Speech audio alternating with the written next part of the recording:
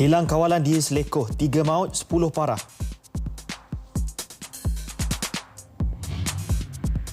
Kerjasama dengan Filipina, usaha bebaskan 2 mangsa culik. Assalamualaikum dan salam satu Malaysia. Saya Hakim Nasir. Dan saya Miza Isni Muhammad. Dan Hakim, hari ini berita wilayah edisi 12 April 2014 bersiaran selama sejam dan antara laporan lain yang dibawa pada hari ini ialah MH370. Lokasi carian diperkecil, sejenis kapal mini robotik bakal ditempatkan dan turut mendapat tempat sindrom gadget ITIS ubah gaya hidup keluarga. Juga RM1.2 bilion bagi pembangunan pendidikan di Pulau Pinang. Bila kita terus saja ke laporan yang mendapat tempat dan tajuk utama hari ini.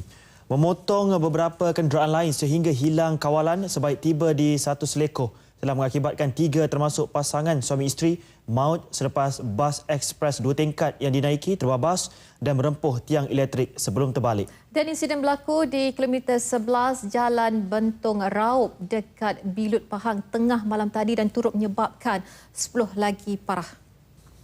Bas berkenaan membawa 68 penumpang dalam perjalanan dari arah Kuala Lumpur menghala ke Kota Baru.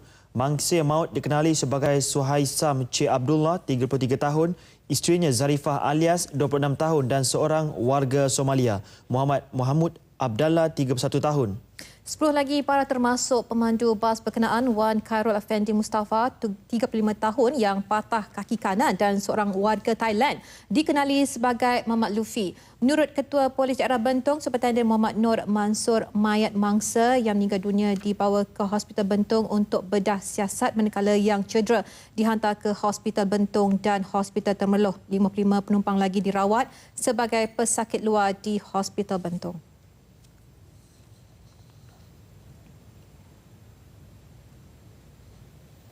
Dinyatakan juga siasatan awal mendapati bas malang itu membawa penumpang dalam jumlah yang dibenarkan.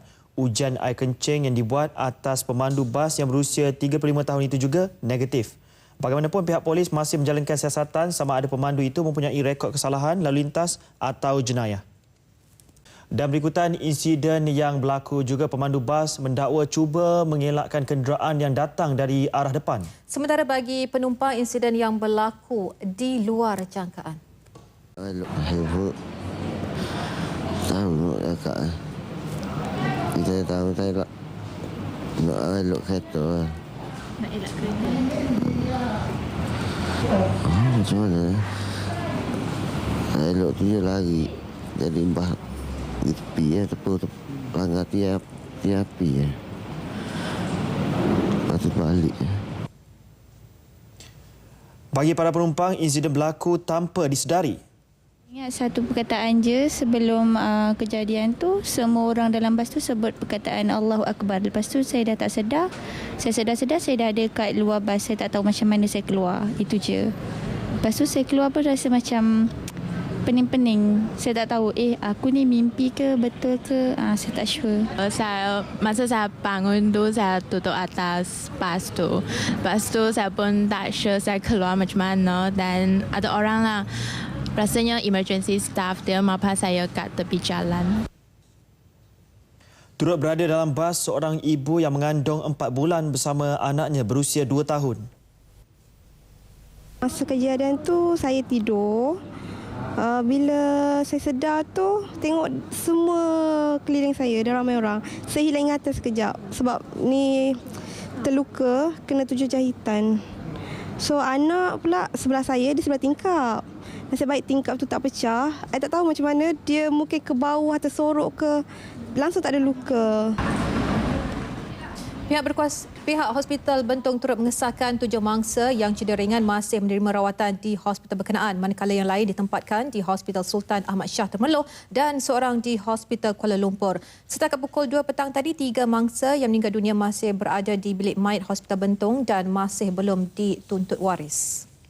Corak hiasan dalaman terkini dan ruangan khas untuk bersendirian menjadi tarikan perniagaan sebuah kafe cyber yang baru beroperasi. Dekorasi berkenaan dibuat dengan sebenarnya menjalankan perniagaan judi internet sebagai sumber utama tetap dibongkar pihak berkuasa.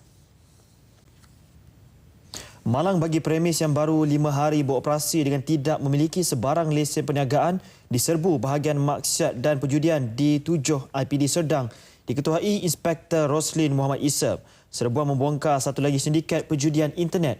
Akhirnya 36 unit komputer yang berselindung di sebalik kegiatan judi cyber dirampas dalam Ops Dadu.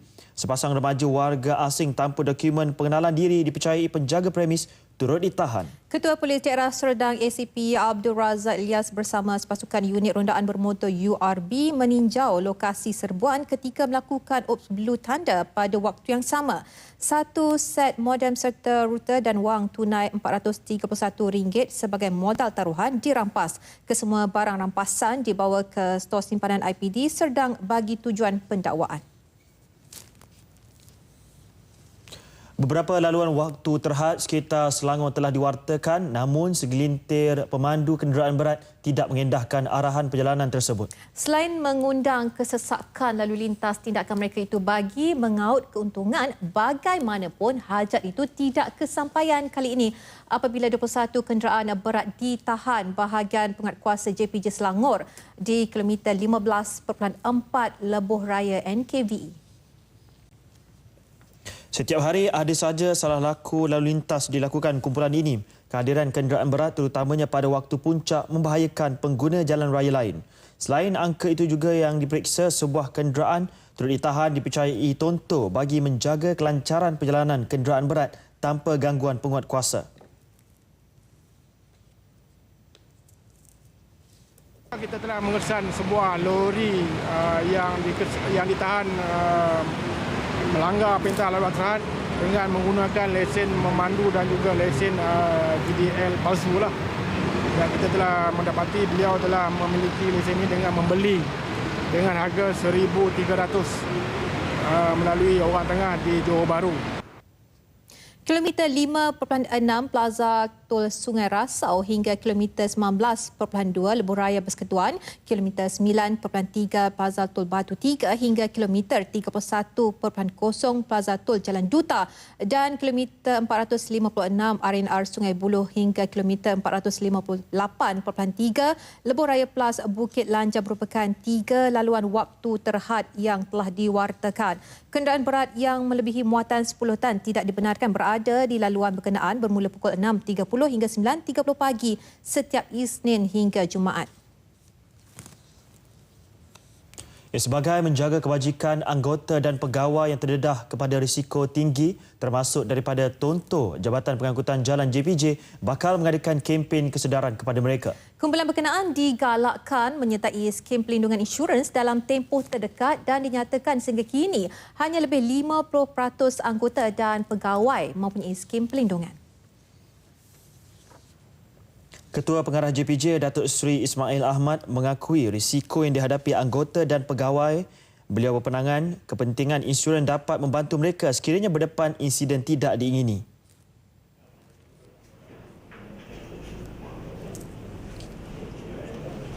Selama ni mereka ada inisiatif sendiri. Jadi selepas ni saya rasa kita top management lah akan mengambil inisiatif untuk mengadakan kempen kesedaran kepada anggota-anggota. Setengah anggota-anggota kita ni tak perasan. Kadang-kadang dia tak sedar, dia tak tahu kepentingan untuk menjadi mana-mana insurans ni, menganggotai mana-mana insurans. Kerana sebenarnya benda ni memang banyak membantu apabila kita dalam kecemasan. Beliau menambah bagi menjayakan kempen seperti ini, pihaknya akan menjemput mana-mana wakil insurans untuk memberi penerangan bermanfaat pelindungan skim terhadap kebajikan anggota dan pegawai JPJ.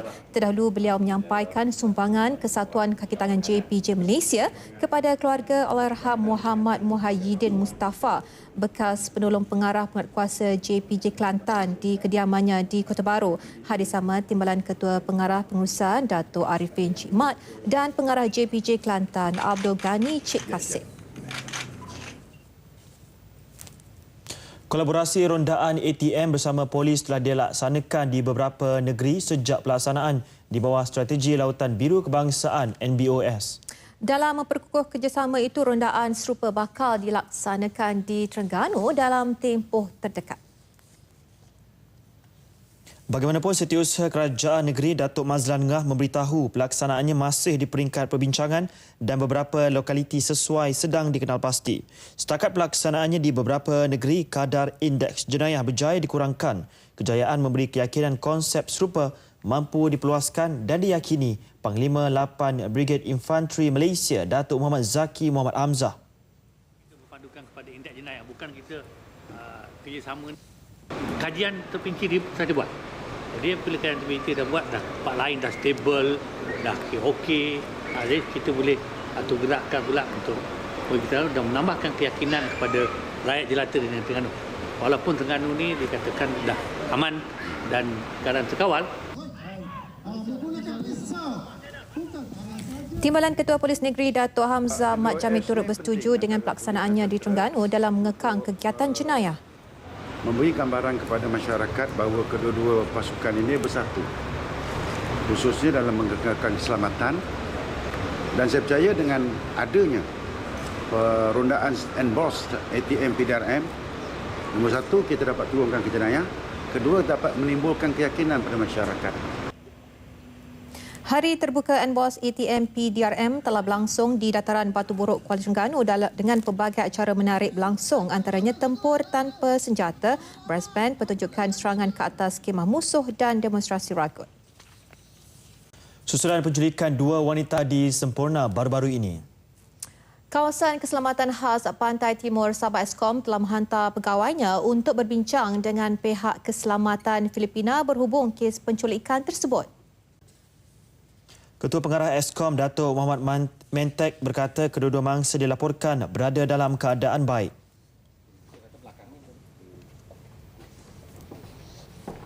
Kita sedang berusaha bersungguh-sungguh dan sedang mengadakan perbincangan kerjasama, terutama sekali daripada segi maklumat dan sebagainya, untuk sama-sama kita bekerjasama dengan pasukan keselamatan daripada Filipina dalam usaha untuk membebaskan mangsa ini sendiri. Datuk Muhammad Mentek ditemui selepas menjadi tetamu nasional 1 tengah hari tadi. Pihak resort juga harus mengambil inisiatif sendiri dalam memperketatkan keselamatan pusat peranginan masing-masing. Maklumat serta kerjasama orang ramai juga sangat diperlukan dalam usaha membebaskan mangsa. Gua Hua Yuan, 29 tahun dari Shanghai dan warga Filipina Marcy Dayawan, 40 tahun diculik dari resort tersebut oleh sekumpulan 7 lelaki bersenjata kira-kira pukul 10.30 malam pada 2 April lepas. Menteri Dalam Negeri Datuk Seri Dr. Ahmad Zaid Hamidi sebelum ini mendedahkan kumpulan terbabit menuntut tebusan sebanyak 36.4 juta ringgit bagi membebaskan Gua.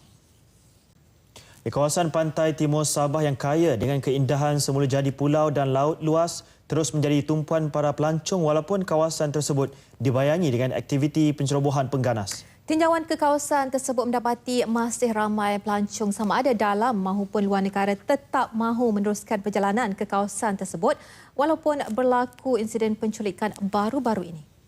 Yeah, I feel safe because we saw a lot of people who are protecting us from the military. Saya sangat bersyukurlah sebab tak sangka pula sampai ada pasukan-pasukan polis yang duduk di sini dan jaga dari pagi sampai tengah hari sampai malam balik bersambung-sambung. Diorang pun peramah. Jadi kita tahulah kita ni berada di keadaan yang selamat. Tapi bila kita dah sampai sini, saya lihat sendiri ada 2 bot polis dengan marine. Tiap-tiap malam diorang pergi round pulau tengok. Rasa risau tu memang hilang lah, memang tak ada. Walaupun polis ada, pekerja-pekerja dekat sini pun ambil berat pasal kita. It's safe here. We actually enjoy ourselves here. We don't feel like it's a threat or anything. Para pengusaha pelancongan di Semporna ini mengakui insiden penculikan baru-baru ini membimbangkan. Namun keberadaan anggota pasukan keselamatan di kawasan itu telah meyakinkan para pelancong. Mereka masih menerima kedatangan pelancong terutama dari luar negara. Tetapi kami masih menerima banyak tempahan lagi buat masa ini. Ada sedikit kesan tapi dia tidak memberikan kesan yang terlampau negatif lah. Kami masih menerima tempahan, aktiviti masih berjalan macam biasa. Dan kami juga berterima kasih kepada pihak berkuasa lah sebab meningkatkan keselamatan di tempat kami dan juga resort-resort di sekitar kami. Berterima kasih kepada pihak PDRM kerana terus meronda dan kami di sini berasa selamat. Dan kami sebagai pengusaha sering menerima kunjungan para tetamu walaupun kejadian telah berlaku. Kawasan Keselamatan Khas Pantai Timur Sabah Eskom, agensi penyelaras keselamatan dan pertahanan untuk kawasan yang membabitkan 468 pulau itu terus diyakini penduduk Sabah, terutama mereka yang tinggal di kawasan Pantai Timur. Wujudan Eskom di Sabah ia dapat membantu keselamatan terutama sekali kepada nelayan-nelayan di Pantai Timur ini dan juga di seluruh Sabah. Eskom ini saya rasa perlu diteruskan kewujudannya dan kerana fungsi-fungsinya yang mendukung kepada keselamatan perairan negara khususnya di Sabah. Memberi keselesaan dan keamanan khususnya kepada pelancong-pelancong asing yang datang ke negeri Sabah ini. Kita sangat mengalu-alukan. Mungkin dengan pelaksanaan Eskom ini sebenarnya banyak perkara yang kita boleh ambil menjadi penokok nambah dari segi faktor keselamatan terutamanya. Bagi saya Eskom perlu diteruskan demi menjaga keselamatan negara khususnya daripada penceroboh-penceroboh lah. Dan kita seharusnya lihat dan berbesar hati masih ada usaha kerajaan untuk menjaga keselamatan negara dan ya dia perlu diteruskanlah. Eskom adalah terdiri daripada 4 komponen iaitu ATM, PDRM, APMM dan Awam. Walaupun kepelbagaian doktrin dan budaya kerja yang berbeza, namun komponen ini dapat disatukan menjadi satu pasukan yang mantap sekaligus menjadikan Eskom sebagai pemangkin peningkatan kerjasama strategik berbagai agensi pertahanan, keselamatan dan awam. Laporan Tamrin Jamil bersama juru kamera Hasbi Slamat, Lahadatul Sabah untuk berita RTM. Beralih ke perkembangan hari 36, misi pencarian MH370, Perdana Menteri Australia Tony Abbott dalam satu sidang media di Beijing, China mengesahkan pasukan mencari bakal menempatkan sejenis kapal selam mini robotik di lokasi carian yang dikecilkan sejurus berupaya mengesan lokasi sebenar kotak hitam milik pesawat MAS. Namun kebimbangan ketika ini isyarat yang diterima daripada kotak hitam berkenaan semakin lemah. There have been numerous transmissions recorded, which gives us the high degree of confidence that this is the black box from the missing flight.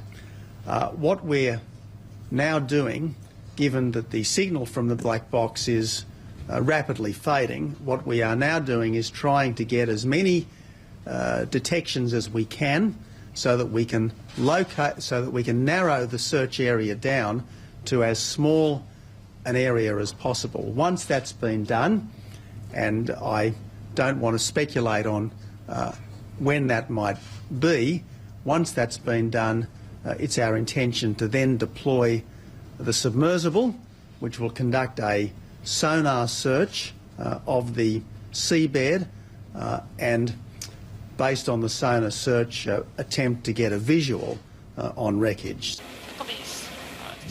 Bateri kotak hitam MH370 telah melepasi hayat normalnya selama 30 hari, menjadikan misi mengesan sebarang petunjuk menjadi semakin suntuk.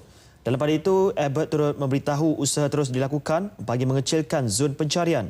Usaha dipergiat sejak beberapa isyarat ping dikesan di selatan Lautan Hindi dipercayai agak konsisten datang dari kotak hitam pesawat berkenaan.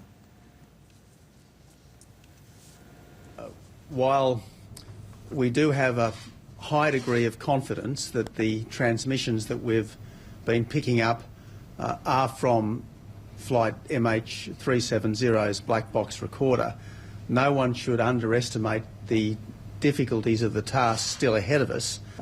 Trying to locate anything 4.5 kilometres beneath the surface of the ocean, about 1,000 kilometres from land, is a massive task, and it is likely to continue for a long time to come.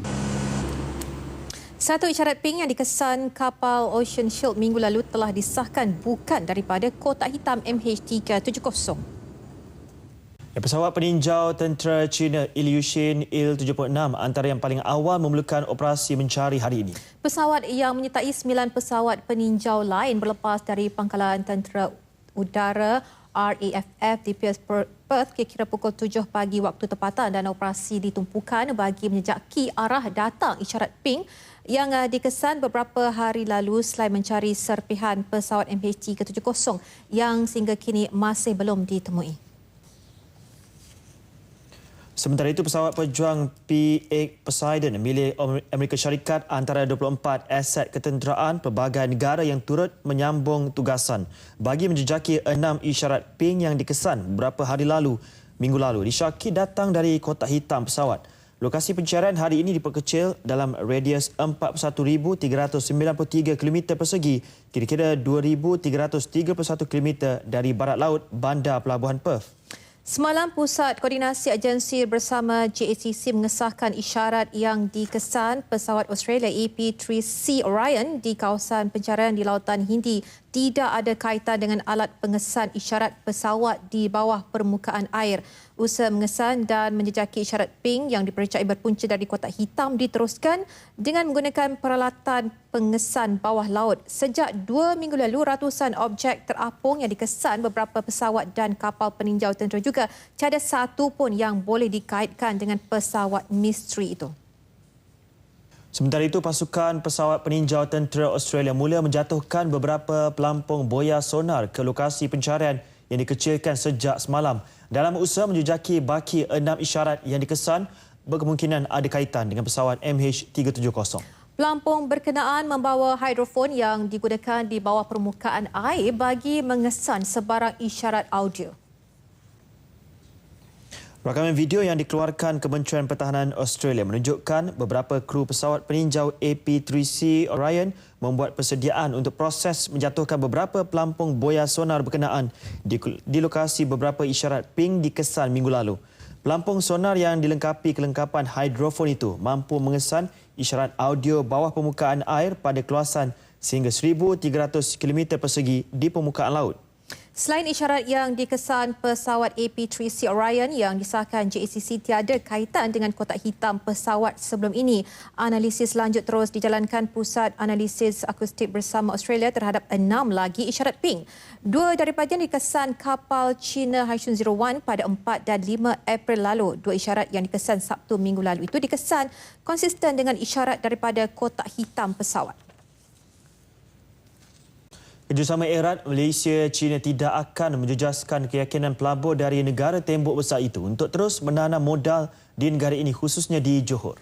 Dalam masa yang sama, kerajaan negeri akan terus menjalinkan kerjasama dengan syarikat-syarikat penerbangan dari China bagi mengekalkan kunjungan pelancong. Pengerusi Jawatankuasa Pelancongan Negeri Datuk T. Siu Kiong mengakui tragedi MH370 telah memberi kesan kepada kemasukan pelancong ke negeri ini. Tangi oleh pengusaha dan pelabur-pelabur di negeri Johor dan di China. Mereka juga akan bekerjasama dengan kita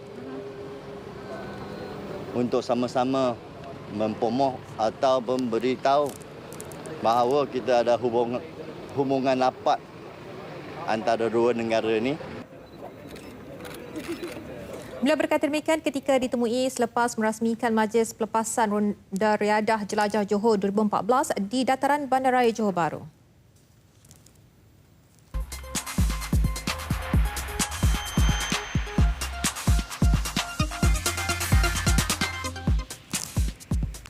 Kelemahan kecil menerusi program transformasi kedai runcit tukar bakal ditambah baik Kementerian Perdagangan Dalam Negeri, Koperasi dan Kepenggunaan KPDNKK. Keputusan dibuat selepas teguran oleh Jabatan Audit Negara walaupun kajian impak pelaksanaannya mencatatkan peningkatan jualan serta amalan perniagaan lebih baik. Menterinya Datuk Seri Hassan Malik ketika mengulas isu tersebut menyatakan objektif utama memodernkan kedai runcit tradisional kepada lebih kompetitif berjaya mencapai matlamat. Malah sejak diperkenal pada 2011 hingga Jun 2013, 1,349 kedai telah ditransformasi. Program transformasi kedai runcit atau tukar ini pernah ditegur oleh Jabatan Audit Negara dalam mana dia melihat dia tak sebut satu kegagalan yang begitu ketara lah ya. Program tukar telah berjaya mencapai objektifnya di mana lebih 56% kedai yang diaudit oleh Jabatan Audit Negara dan 78% kedai yang dikaji oleh konsultan luar telah menunjukkan peningkatan nilai jualan. Sementara itu, menurut Ketua Unit Pengurusan Tukar KPDNKK Muhammad Farizan Ahmad, antara penambahbaikan yang akan difokuskan tahun ini adalah aspek latihan kepada peruncit termasuk pengurusan pusingan modal dan stok yang dilaksanakan di peringkat daerah. Pada tahun 2014, kerajaan mensasarkan sebanyak 500 lagi kedai yang akan kita transformkan di bawah program tukar. Kita cuba mewajibkanlah untuk mereka hadir dan kita akan adakan latihan di kawasan-kawasan yang lebih berdekatan dengan kedai-kedai mereka.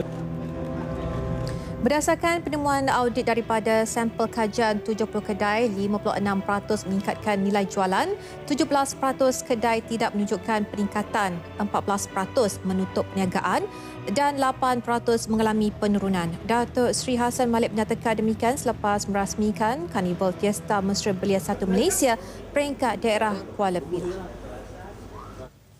Kementerian Pendidikan membelanjakan kira-kira 1.2 bilion ringgit setahun secara purata bagi membangunkan bidang pendidikan di Pulau Pinang. Pengerusi Badan Perhubungan UMNO Negeri, Datuk Zainal Abidin Osman menjelaskan peruntukan besar itu merangkumi pelbagai keperluan termasuk pinjaman, bantuan persekolahan dan aktiviti pendidikan. Kerajaan Persekutuan amat prihatin mengenai kepentingan pendidikan dalam memastikan anak-anak Pulau Pinang mendapat pendidikan terbaik. Peruntukan tersebut adalah bagi pelajar sekolah rendah dan menengah termasuk sekolah agama, Tamil dan Cina. So on average, setahun lebih daripada 1.2 bilion kita perlukan untuk pendidikan anak-anak kita di Pulau Pinang di peringkat sekolah rendah dan sekolah menengah. Beliau sebelum itu merasmikan Majlis Convocation ke-13 Island College di Georgetown, Pulau Pinang. Gagasan Pendidikan Melayu Malaysia Gagasan sebenarnya memikul tanggungjawab besar bagi memaju dan memantapkan pendidikan dalam kalangan pelajar Melayu. Keciciran dan disiplin merupakan keutamaan dalam menyelesaikan permasalahan utama yang dihadapi oleh golongan itu. Kes disiplin merupakan salah satu punca berlakunya keciciran pelajar Melayu. Tahun lalu sahaja, 108,650 pelajar sekolah rendah dan menengah daripada 5.3 juta atau 2.05% pelajar seluruh negara terlibat dengan salah laku disiplin di sekolah. Sehubungan itu, Gagasan perlu berani tampil meleraikan keadaan itu. Saranan dibuat Ketua Menteri Melaka, Datuk Seri Idris Harun pada ucapan perasmian Mesyuarat Agung Gagasan di Aikeruh Melaka. Memang masih lagi terkebelakang dalam bidang pendidikan ini. Dan yang kedua, kita mesti berani mencuba apa juga kaedah supaya matlamat kita untuk menjadikan pelajar Melayu ini cemerlang, terutamanya untuk pengisian wawasan 2020 akan tercapai. Gagasan pula berarti macam alumni GPMS ni, dia punya objektif utama dia ialah membantu mereka-mereka yang kurang kecemerlangan dalam bidang pelajaran agar mereka ni tidak ketinggalan dalam arus pembangunan negara. Dari sektor-sektor yang kita hari ini, kita kalau tengok hari ini kekurangan dalam sektor pembinaan dan juga kemahiran. Yang kebanyakan sektor-sektor ini hari ini kalau kita tengok dalam pembinaan dikuasai oleh orang-orang yang luar daripada anak-anak Malaysia. Gagasan ditubuhkan 17 Februari 2010 yang berteraskan kepada 3 teras utama dalam mempertingkatkan kecemerlangan akademik, sasiah dan kepimpinan sebagai platform baru kepada aktivis belia. Ketagihan penggunaan gadget dalam kalangan kanak-kanak ketika ini menampakkan jurang perhubungan kekeluargaan. Menyedari sindrom yang semakin menular dalam kalangan ibu bapa, kempen program keibubapaan positif diperkenalkan Persatuan Pediatrik Malaysia MPA dalam usaha menggalakkan semula perhubungan keibubapaan. Telah diperkenalkan pada tahun 2000, program pendidikan keibubapaan terulung dipandu badan-badan pakar penjagaan kesihatan seperti Persatuan Pemakanan Malaysia, Persatuan Obstetrik dan Ginekologi Malaysia. Kempen bagi menyampaikan nasihat daripada pakar-pakar yang diiktiraf serta memberikan panduan kepada ibu bapa muda tentang topik kesihatan dan perkembangan kanak-kanak. Pengerusi program keibubapaan positif dan Presiden Persatuan Pediatrik Asia Pasifik, Datuk Dr. Zulkifli Ismail menjelaskan program bakal menjelajah ke seluruh negara secara berperingkat.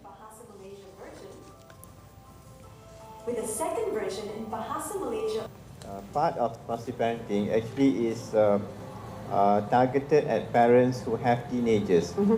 we're already 14 years. Positive parenting is 14 years. So if parents have followed us from the beginning, their children would now be 14 years old. So or 15, because our education actually starts from before conception. So and because of that, we thought it's time that we have something that actually is targeted at these parents. Datuk Dr. Zulkifli berkata demikian selepas menghadiri majlis kempen kebangsaan untuk menangani sindrom gadget ITIS yang dirasmikan Tun Dr. Siti Hasmah Ali. Program terbesar dan paling lama yang dikendalikan kumpulan pakar ini akan menggunakan pendekatan melalui pelbagai saluran. Kewujudan pusat siklotron berkapasiti tinggi 30 MeV di Bangi, Selangor khusus dalam bidang perubatan onkologi atau kanser bakal memberi kemudahan kepada penduduk di negara ini. Projek di bawah Kementerian Sains, Teknologi dan Inovasi Musti dengan kerjasama Kementerian Kesihatan dan Agensi Nuklear Malaysia itu dianggarkan bernilai RM240 juta dijangka siap pada 2017. Menurut Ketua Pengarah Agensi Nuklear Datuk Dr. Muhammad Lebai Juri, teknologi yang menggunakan rawatan nuklear itu juga bakal mengurangkan beban yang Korea dan Jepun antara negara yang mempunyai pusat siklotron 30 MeV.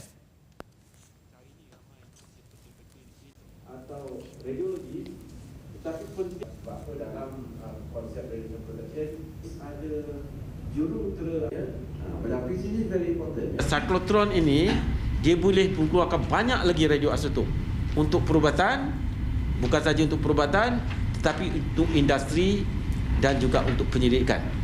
Ya. So kalau yang sekarang ni ada dia hanya untuk perubatan saja, ya. Beliau berkata demikian selepas merasmikan program 36 tahun Scientific Meeting on Medical Imaging yang berlangsung di Kota Baru.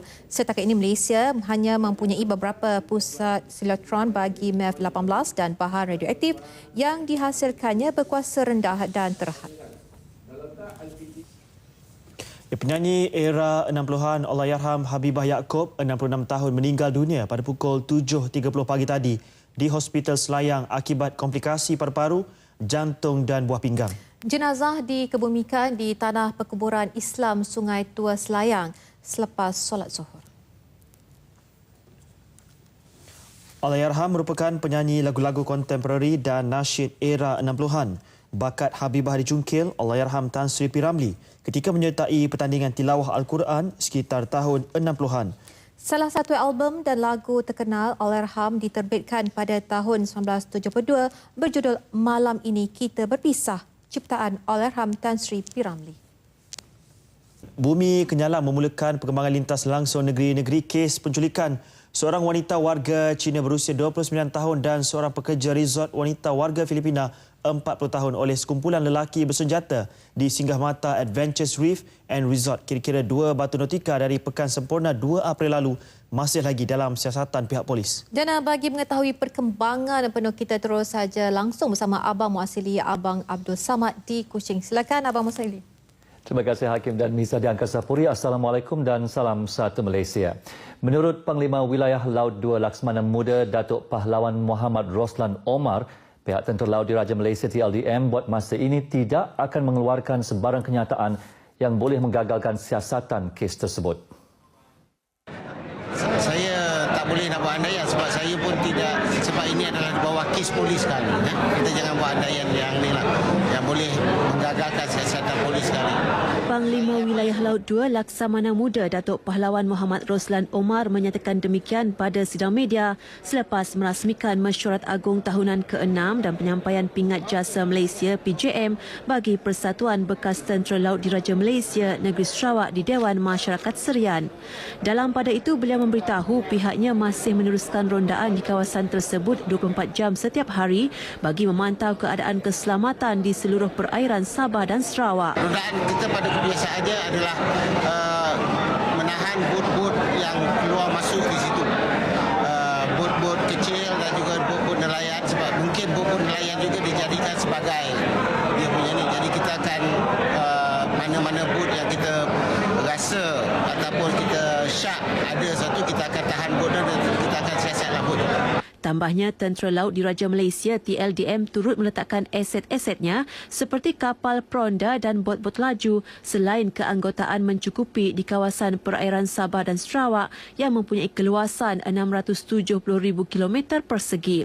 Perairan Sabah sering menjadi tumpuan kemasukan bot-bot asing yang boleh mengganggu gugat keselamatan dan keamanan negara. Sarawak berdepan dengan kekurangan tenaga kerja profesional dan mahir dalam bidang kejuruteraan mekanikal yang kritikal dalam kalangan anak tempatan, khususnya bagi memenuhi permintaan tenaga kerja di koridor tenaga yang boleh diperbaharui Sarawak, SCORE. Untuk mengatasi masalah tersebut, jumlah pengambilan bagi jurusan tersebut di Institut Pengajian Tinggi Tempatan perlu dipertingkatkan selain memperhebatkan promosi tentang peluang cerah untuk mendapat pekerjaan bagi graduan ini. Ketua Menteri Tan Sri Dato' Amar Haji Adnan Satin berkata permintaan untuk tenaga kerja di peringkat profesional dan mahir yang berkelulusan dalam bidang kejuruteraan mekanikal bagi tempoh 2016 sehingga 2020 dianggarkan kira-kira 29,300 orang. Namun berbanding dengan anggaran pelajar yang mengambil jurusan tersebut ketika ini, Sarawak hanya mampu melahirkan kira-kira 1,700 graduan menjelang 2020. Untuk itu, beliau menyarankan institusi pengajian tinggi tempatan di Sarawak agar memperhebatkan usaha untuk menarik minat anak tempatan mengambil jurusan kejuruteraan mekanikal sebagai pilihan utama. Ketua Menteri berkata demikian pada majlis makan malam perasmian persidangan antarabangsa mengenai pengajaran dan pembelajaran dalam pengkomputeran dan kejuruteraan di Kuching. Teks ucapan beliau disampaikan oleh Menteri Kebajikan, Wanita dan Pembangunan Keluarga Datuk Hajah Fatimah Abdullah. Tan Sri Dato' Amar Haji Adnan berkata pendidikan di peringkat pengajian tinggi perlu terus menjalani proses transformasi selari dengan usaha melahirkan graduan yang bersedia berdepan dengan pelbagai cabaran. Program RTM Berambih di Bintulu sekarang menyajikan pelbagai aktiviti untuk disertai oleh masyarakat setempat. Untuk laporan seterusnya, kita berlintas langsung ke Bintulu bersama Roslan Shebli. Silakan Roslan. Abang Muasili di Studio B RTM Kuching.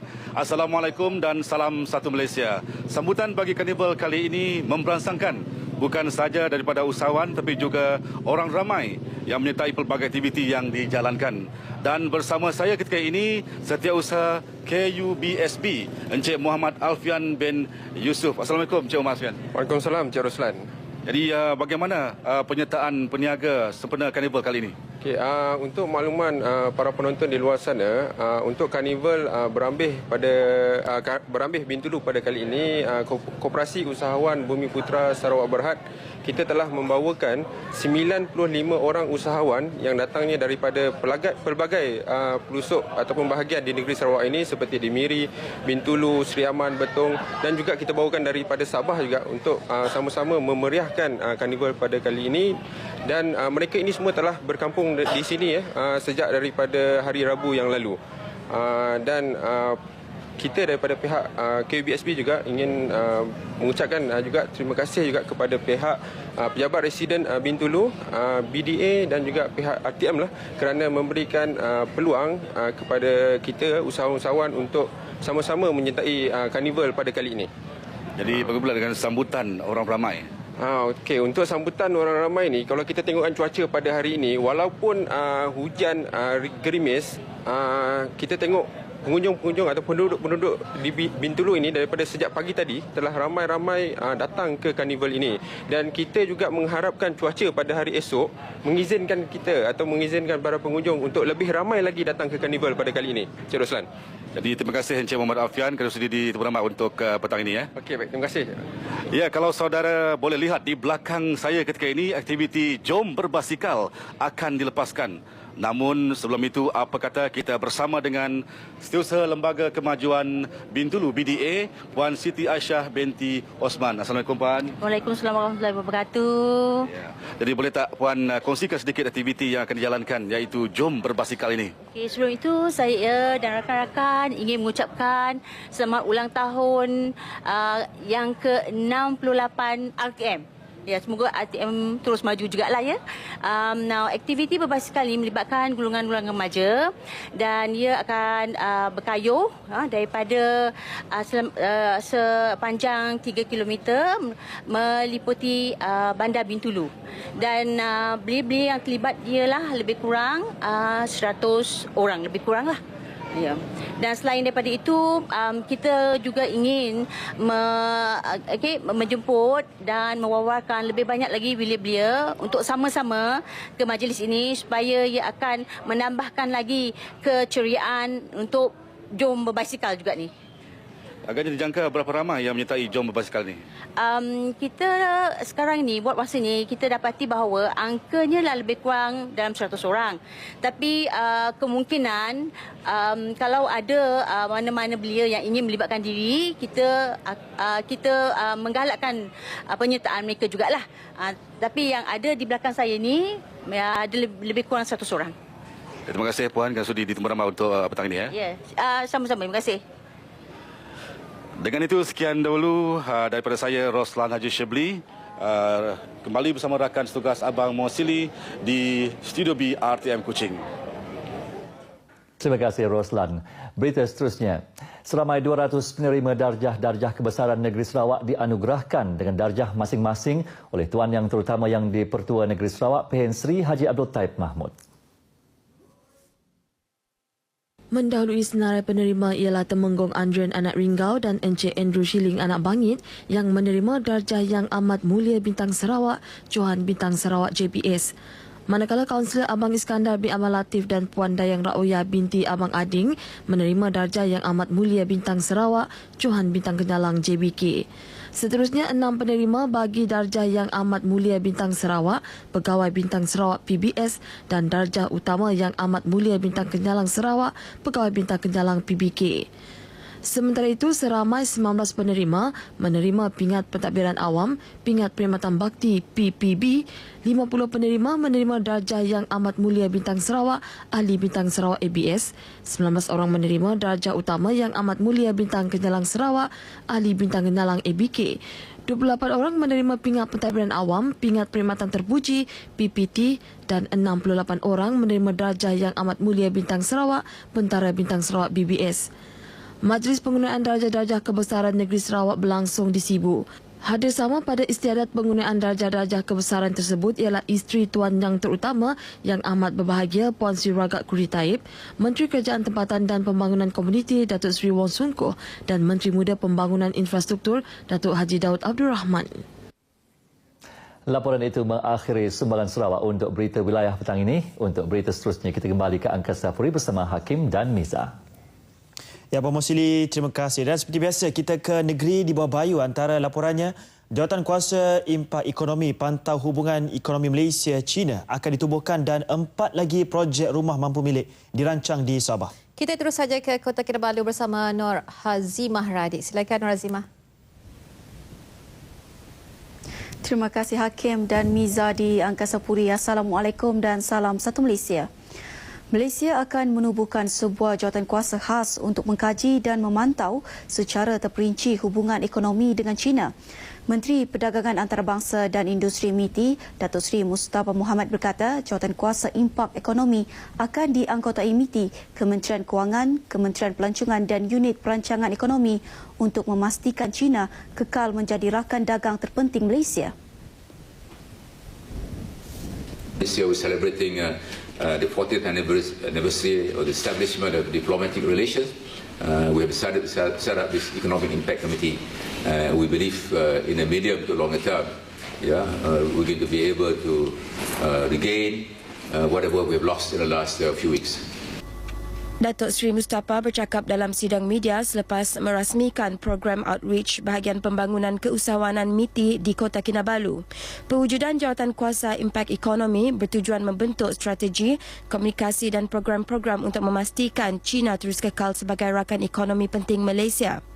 Ia berikutan kehilangan misteri pesawat penerbangan Malaysia MH370 dan penculikan 2 wanita termasuk seorang pelancong dari China di Semporna minggu lalu yang mengakibatkan penurunan jumlah pelancong dari negara tersebut ke Malaysia. Datuk Seri Mustapa bagaimanapun menjelaskan sektor perdagangan dan pelaburan antara kedua-dua negara tidak terjejas. Semalam, Datuk Mustapa Mohamad yang juga ahli Parlimen Jeli turut meluangkan masa menghadiri perjumpaan bersama anak-anak negeri Kelantan yang berada di Sabah. Majlis yang berlangsung di sebuah hotel terkemuka di Kota Kinabalu itu dihadiri lebih 200 rakyat Kelantan yang berada di Sabah. Berlangsung dalam suasana santai dan mesra, anak-anak Kelantan yang telah tinggal lama di Sabah berkongsi pengalaman hidup mereka sepanjang berada di negeri ini. Mereka termasuklah pengerusi Lembaga Pemegang Amanah Taman-Taman Sabah Datuk Seri Tengku Dr. Zainal Adlin, bekas kaki tangan RTM Sabah Haji Hasbullah Latif dan ahli perniagaan Haji Mahmud Yahya. Nyata perjumpaan ini mengeratkan hubungan silaturahim dalam kalangan mereka dengan Datuk Mustapa Mohamad. Kebanyakan penduduk Kelantan yang berada di Sabah bertugas sama ada sebagai golongan pendidik, peniaga, pelajar, golongan profesional mahupun anggota pasukan keselamatan. Malah ada juga yang bertemu jodoh di negeri ini. Ketika berucap pada majlis ini, Datuk Mustapa berkata sejak dahulu sehingga kini, ramai anak Kelantan telah berada di Sabah untuk menabur bakti, termasuk sebagai anggota Perkhidmatan Awam Persekutuan. Sambil menyatakan penghargaan terhadap peranan rakyat Kelantan dalam pembangunan negeri itu, beliau berharap rakyat Kelantan yang berada di Sabah terus berbakti demi pembangunan negara. Syarikat Perumahan Negara Berhad SPNB merancang untuk menambah 4 lagi projek perumahan di bawah program Rumah Mampu Milik RMM di negeri ini. 4 projek perumahan RRM itu akan dilaksanakan di Taman Wirawan Kimanis Papar, Apartmen Tuaran Impian di Tuaran, Taman Apas Permai Fasa 3 di Tawau dan Vista Laila Impian di Sandakan. Ia melibatkan sejumlah 3,317 unit perumahan kos sederhana rendah dan sederhana serta lot kedai. Ketua Menteri Datuk Seri Panglima Musa Haji Aman berkata, kerajaan negeri menerusi Kementerian Kerajaan Tempatan dan Perumahan akan terus bekerjasama dengan kerajaan pusat untuk memastikan projek perumahan rakyat diteruskan di negeri ini. Beliau berkata demikian pada majlis serah kunci RMM Apartmen Darau Angkasa Fasa 1 di Menggatal, Kota Kinabalu. Teks ucapannya dibacakan Menteri Pembangunan Masyarakat dan Hal Ehwal Pengguna, Datuk Haja Jainab Haji Ahmad Aid. RMM Apartmen Darau Angkasa Menggatal, Kota Kinabalu dibangunkan di kawasan seluas 23.19 ekar sejak 2011. Ia melibatkan 1,280 unit pangsapuri 8 tingkat bagi fasa pertama dan 384 unit bagi fasa kedua untuk disewakan kepada Universiti Malaysia Sabah. Sehingga kini SPNB telah melaksanakan 7 daripada 8 projek RMM di negeri ini. Kerisauan ibu bapa terhadap masa depan anak-anak perlu diterjemah dalam bentuk tindakan yang boleh dimanfaatkan untuk jangka masa panjang. Ini termasuk memberi perhatian terhadap pembelajaran anak-anak, menyediakan suasana kondusif di rumah dan sekolah, serta memberi kerjasama dengan pihak sekolah untuk memajukan akademik anak-anak. Menurut Menteri Belia dan Sukan Sabah Datuk Haji Taufik Abu Bakar Titingan, kerajaan sentiasa memberi peruntukan besar untuk membangunkan prasarana pendidikan di seluruh negara selain menyediakan pelbagai bentuk bantuan pendidikan. Justru tidak ada alasan bagi ibu bapa untuk tidak memberikan hak pendidikan kepada anak-anak. Datuk Taufik yang juga wakil rakyat APAS berkata demikian pada program ceramah motivasi ibu bapa dan guru di Dewan Kampung Bukit Queen, Tawau. Kerajaan kini berusaha memastikan negara dapat melahirkan modal insan cemerlang pada masa depan yang mampu membangunkan negara sehingga ke peringkat lebih tinggi setanding negara-negara maju di seluruh dunia. Dengan itu, sekian berita dari Kota Kinabalu. Kembali ke Angkasa Puri bersama Hakim dan Miza. Silakan. Terima kasih Hazimah, dan seterusnya kita ke Labuan. Antara paparan utama dari wilayah berkenaan, sebuah terminal kargo berasingan akan dibina di lapangan terbang Labuan tahun depan. Laporan penuh kita bersama Harje Wandijai. Silakan Harje. Terima kasih rakan setugas di Angkasa Puri. Assalamualaikum dan salam satu Malaysia. Labuan perlukan sebuah terminal kargo berasingan di lapangan terbang Labuan sejajar dengan status pulau ini sebagai hub minyak dan gas di rantau ini. Kementerian Pengangkutan telah memajukan cadangan tersebut kepada unit perancang ekonomi EPU bagi mendapatkan peruntukan. Pembinaannya dijangka dilaksanakan dalam rolling plan tahun depan. Ahli Parlimen Labuan Datuk Rozman Isli berkata projek itu penting berdasarkan prestasi pengendalian kargo di Labuan yang meningkat kepada 10,000 metrik tan kargo setiap bulan melibatkan penerbangan kargo 9 kali seminggu. Beliau berkata demikian kepada pemberita pada satu sidang media di Labuan. Labuan juga perlukan sebuah pelabuhan bersepadu yang lebih moden dan canggih bagi membolehkan kapal-kapal dagang yang lebih besar berlabuh di pulau ini. Di bawah Pelan Strategik Labuan 2014-2030, lokasi strategik dan berdaya saing untuk pembinaan pelabuhan itu telah dikenal pasti. Tumpuan untuk mengurangkan kadar kemalangan dalam pelbagai industri termasuk pelancongan, perhotelan serta industri minyak dan gas di wilayah ini harus dipergiatkan. Menurut Pengerusi Institut Keselamatan dan Kesihatan Pekerjaan Kebangsaan NIOSH, Tan Sri Lee Lam Tai, ini berikutan angka kes kemalangan itu saban tahun bertambah. Pada tahun 2012, sebanyak 79 kes kemalangan melibatkan pekerja dengan 51 kes kemalangan industri dan 28 kes kemalangan pergi ke tempat kerja dicatatkan. Angka itu bertambah pada tahun lepas kepada 102 kes kemalangan dengan 69 kes kemalangan industri dan 33 kes kemalangan ke tempat kerja. Justru, bagi membantu mengurangkan kadar kemalangan tersebut, NIOSH melalui pejabat NIOSH Sabah dan Labuan akan meningkatkan tahap keselamatan dan kesihatan pekerjaan berkesan melalui aktiviti penyebaran pendidikan, penerangan dan program latihan yang bersesuaian. Beliau berkata demikian semasa berucap merasmikan Seminar Keselamatan dan Kesihatan Pekerjaan OSH dan perasmian pejabat NIOSH Labuan di Labuan. Perasmian pejabat NIOSH wilayah Sabah Cawangan Labuan merupakan langkah dalam meningkatkan tahap keselamatan dan kesihatan pekerjaan khususnya kepada penduduk tempatan. 30 atlet Labuan akan mewakili kontingen wilayah Persekutuan pada Sukan Malaysia Sukma di Perlis bulan depan. Menurut pengarah Majlis Sukan Labuan Hairul Yaakob, antara acara yang disertai ialah bowling patang, bola sepak, karate, silat dan sepak takraw serta tinju, golf, memanah dan angkat berat. Hairul ditemui media pada majlis penyerahan cek bantuan kepada Persatuan Sukan di Labuan. 16 persatuan menerima sumbangan Majlis Sukan Wilayah Persekutuan bernilai antara 5 hingga RM12,000. Ia bagi membantu klub dan persatuan sukan mengendalikan program sukan dengan efisien termasuk menjayakan sukan bertaraf antarabangsa seperti BIMP Yega Friendship Games dan Sotokan Karate World Competition.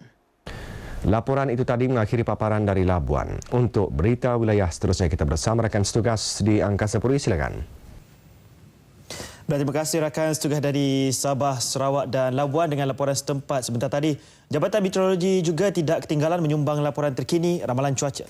Langsung bersama pegawainya Nur Intan Izwani Nur Rashid. Silakan Nur Intan. Terima kasih Hakim dan Miza di Angkasa Puri. Assalamualaikum dan salam satu Malaysia. Untuk hari ini, tiupan angin di negara kita masih lagi lemah dan dari pelbagai arah yang mana keadaan ini lazimnya dikaitkan dengan tempoh peralihan monsun yang sedang dialami negara pada ketika ini. Corak tiupan angin ini dijangkakan boleh memberi keadaan cuaca hujan beserta ribut petir khususnya pada sebelah petang dan senja dan boleh berlanjutan sehingga ke malam nanti khususnya di kawasan-kawasan barat Semenanjung, juga di sekitar barat Sabah dan juga beberapa kawasan di negeri Sarawak.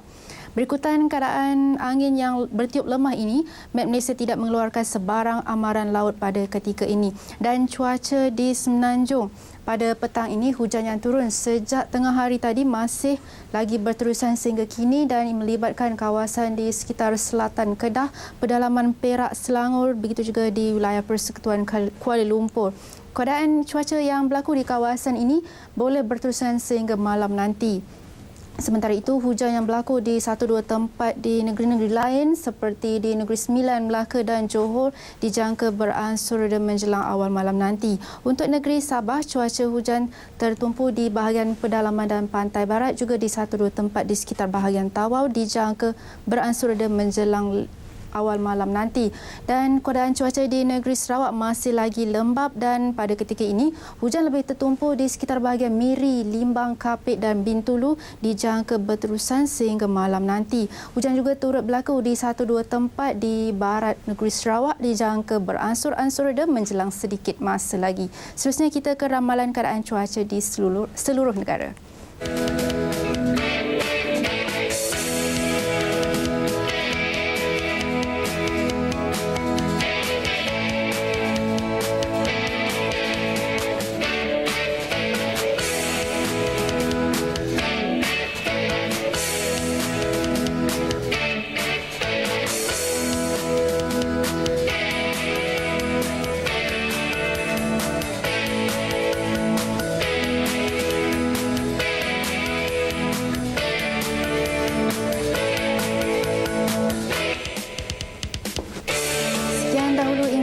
cuaca dari Map Malaysia untuk hari ini. Kembali ke Angkasa Puri.